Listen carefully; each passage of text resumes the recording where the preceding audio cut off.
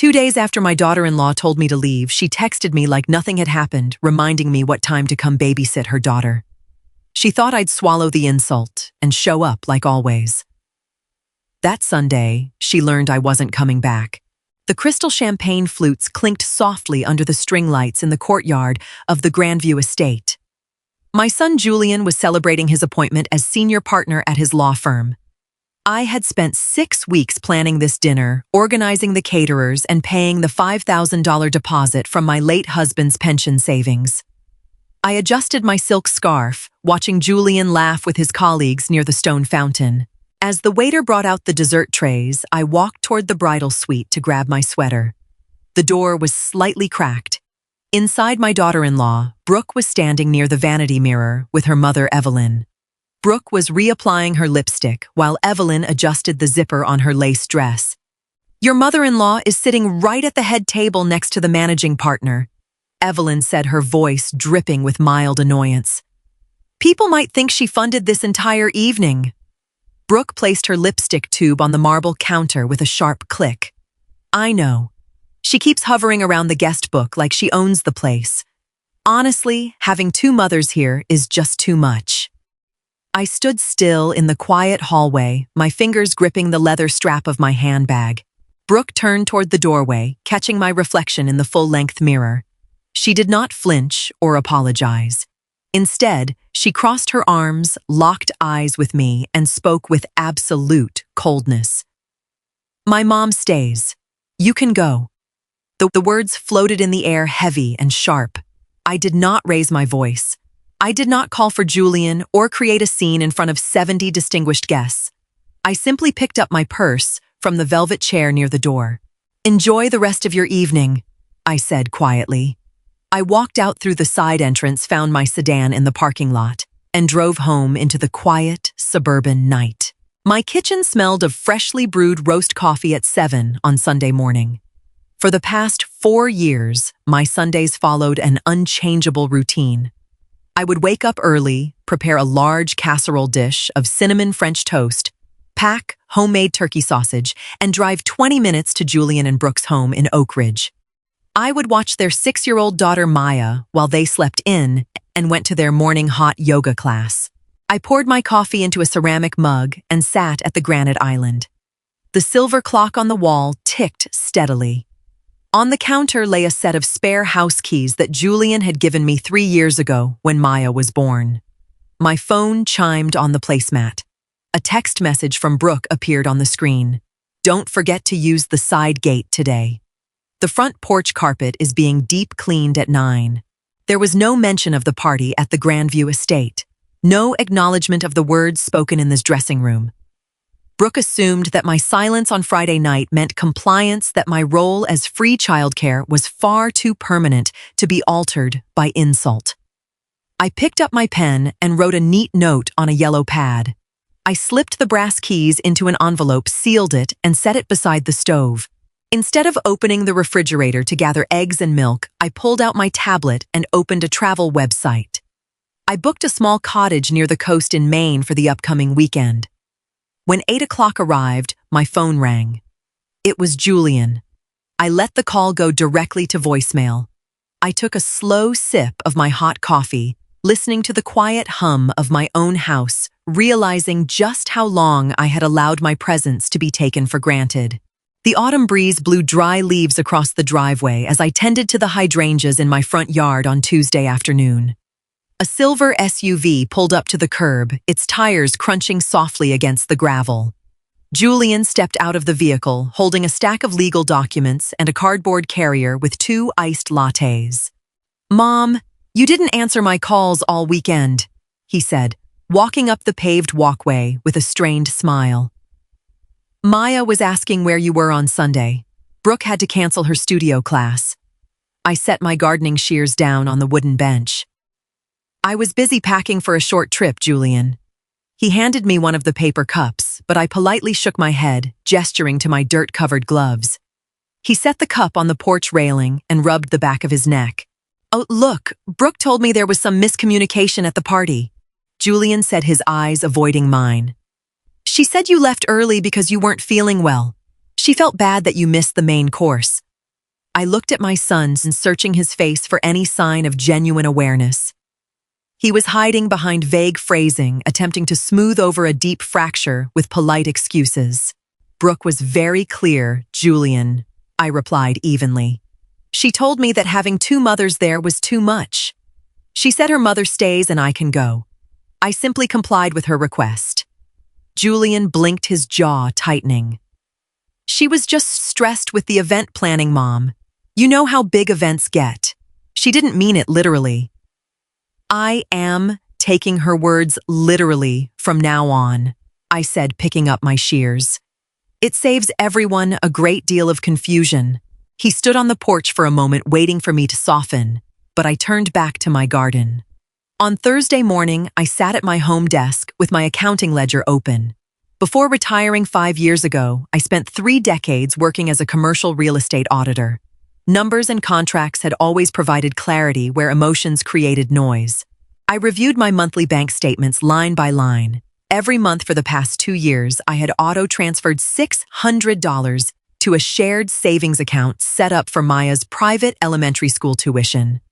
Additionally, I paid the monthly premium for a comprehensive umbrella insurance policy that covered the suburban home Julian and Brooke had purchased 3 years prior. When they short of their down payment, I had signed as a guarantor on their secondary mortgage note.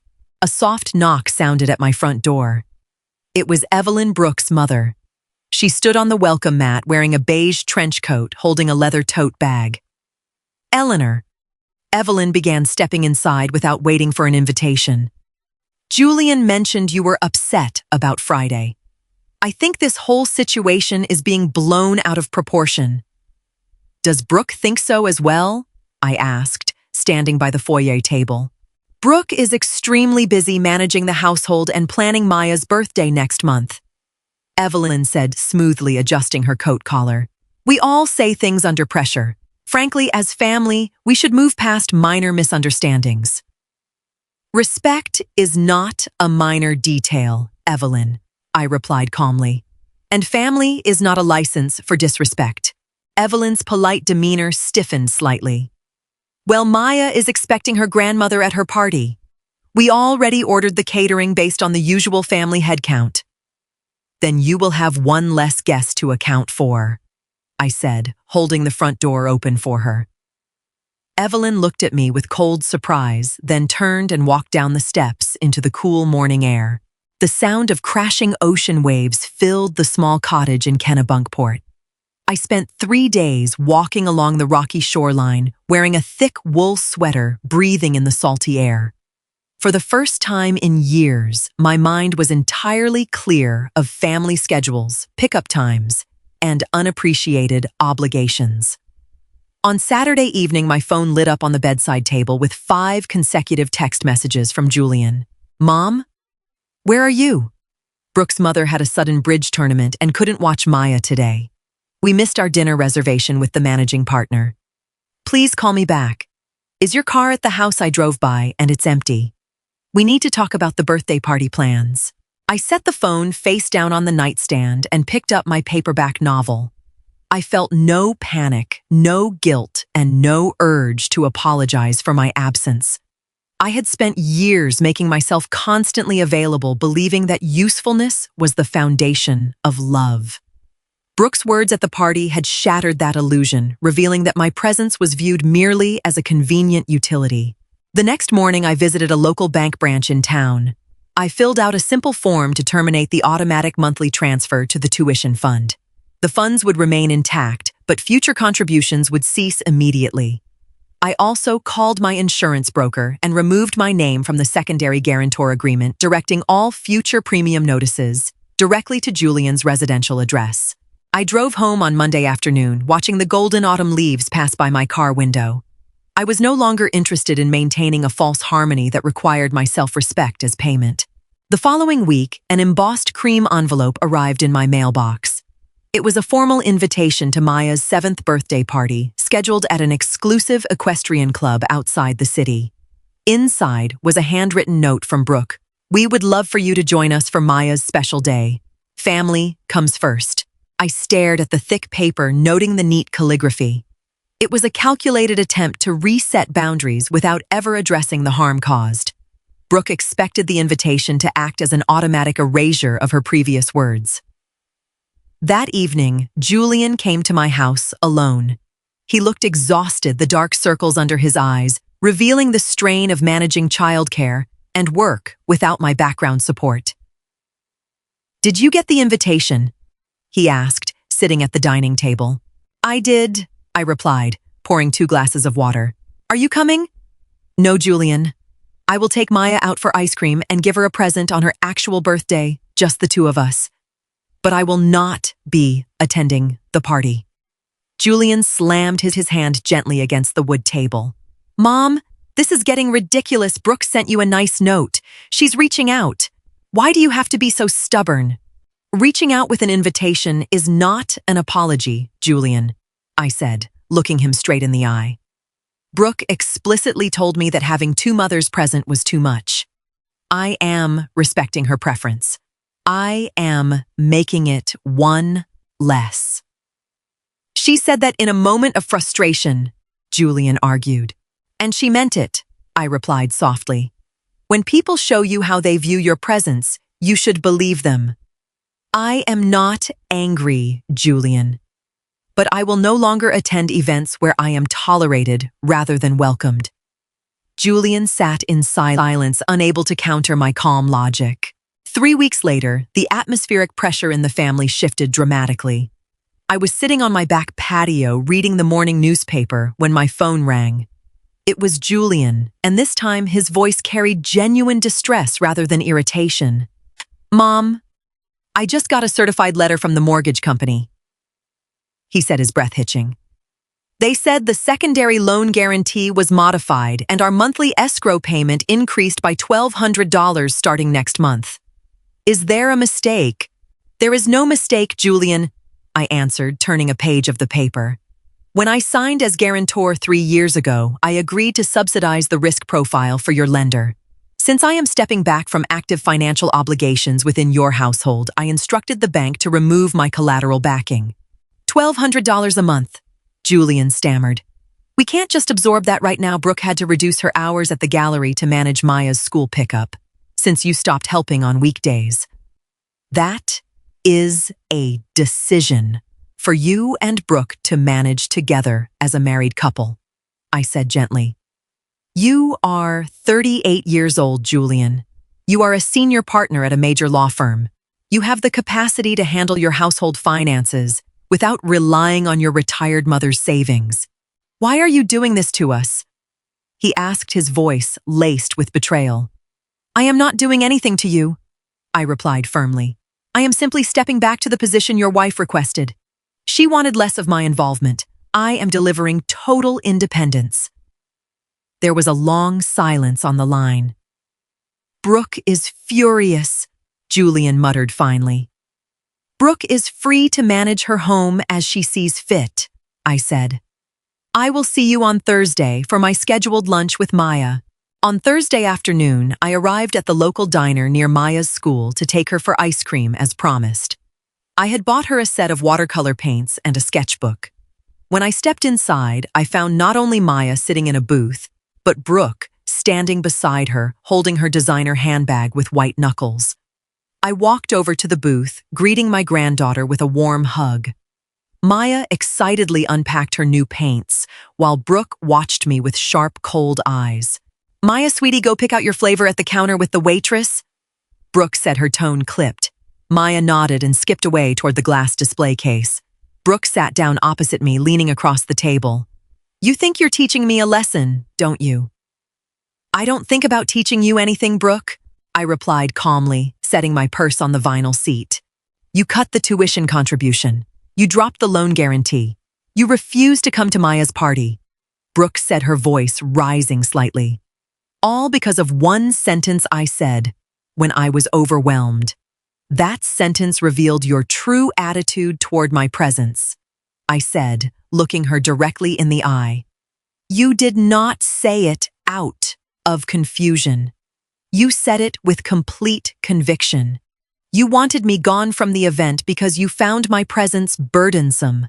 I was talking to my mother, Brooke snapped. And you said it to my face when you saw me in the mirror. I corrected her instantly. You didn't apologize then, and you haven't apologized since. You simply expected me to continue providing free labor and financial security while accepting your disrespect. Brooke opened her mouth to argue, but no words came out. The stark reality of her own actions was laid out before her, devoid of any drama or emotional exaggeration. Brooke took a deep breath, shifting uncomfortably in the diner booth. Fine. I shouldn't have said it. Is that what you want to hear? I apologize. An apology demand driven by financial pressure is not genuine, Brooke, I said, softly, shaking my head. You are not sorry for hurting my feelings. You are sorry that my absence has created inconvenience and financial strain in your life. She glared at me, her defensive posture crumbling into frustration. So, what do you want from us, Eleanor? Are you going to cut us off completely? I am not cutting anyone off, I replied, maintaining a steady, even tone. I will always be Maya's grandmother, and I will always love Julian. But my relationship with your household has changed permanently. I leaned forward slightly, laying out the new reality with complete clarity. I will no longer be your default babysitter. I will no longer subsidize your mortgage, your tuition bills, or your social events. If I am invited into your life, it will be as an honored family member, not as a convenience worker. And if my presence is ever described as too much, again, I will walk away immediately without argument. Maya returned to the table, carrying a plastic bowl with 2 scoops of chocolate ice cream. She sat down beside me, giggling as she showed me her spoon. Brooke stood up slowly from the booth, her face pale, realizing for the first time that she could not manipulate or intimidate me back into my old role. She checked her watch, picked up her bag, and looked at her daughter. I'll be waiting in the car, Maya, Brooke said quietly, before turning and walking out the glass door of the diner. 6 months later, spring arrived in full bloom across the suburban neighborhood. The oak trees outside my kitchen window were filled with fresh green leaves. My life had settled into a quiet, rewarding rhythm. I had joined a local historic preservation board, taking on a part-time auditing role that kept my intellect sharp and introduced me to a wonderful group of active, independent peers. My weekends were my own spent reading, gardening, or traveling along the coast. Julian and Brooke had adjusted to their new reality. They hired a part-time college student to assist with Maya's afternoon schedule, and they adjusted their monthly budget to handle their mortgage independently. The financial burden forced them to prioritize their spending, bringing a level of maturity to their household that had previously been lacking. On Sunday afternoon, Julian drove up my driveway with Maya. They were coming over for dinner. I had spent the morning preparing a simple roast chicken and fresh garden salad. Brooke did not come. She had sent a polite text earlier in the day, wishing me a pleasant afternoon. We had established a clean, distant, but respectful boundary. She no longer took my presence for granted, and I no longer demanded her affection. Maya ran through the front door carrying a drawing she had made in school. Look, Grandma. I painted the ocean like the pictures from your trip. It's beautiful, Maya, I said, hugging her tightly. Julian walked into the kitchen, setting a bouquet of fresh tulips on the counter. He looked at me, his expression relaxed and respectful. Smells great in here, Mom, he said softly. Table's almost set, I replied, handing him the salad bowl. I looked around my peaceful home content with the choices I had made. By stepping back when I was disrespected, I had given myself freedom and taught my family a lasting lesson about boundaries.